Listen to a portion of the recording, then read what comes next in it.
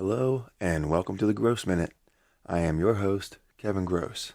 And today, let's talk about how shifting your perspective, or context, can completely change the way we experience life. You ever find yourself stuck in a situation, maybe overwhelmed or frustrated, and it feels like there's no way out? Here's the thing. Often, the situation itself isn't the problem. It's the way we are looking at it.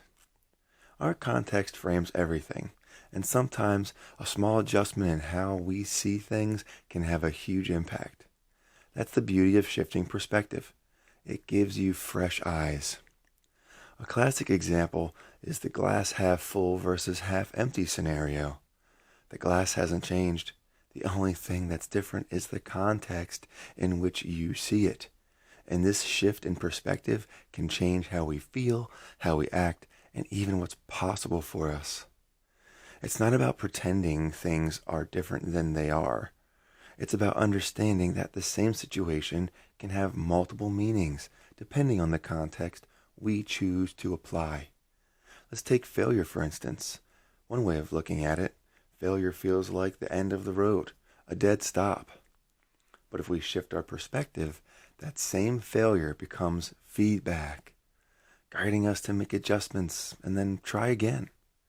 The situation didn't change, but the context did, and suddenly failure isn't so scary. So how do we start making these shifts? Pay attention to your reactions and try catching yourself when you feel stuck or negative. Then ask yourself, what other context can I apply here? How else can I see this? This habit can turn a mountain into a molehill, or at least into a challenge that you're ready to face.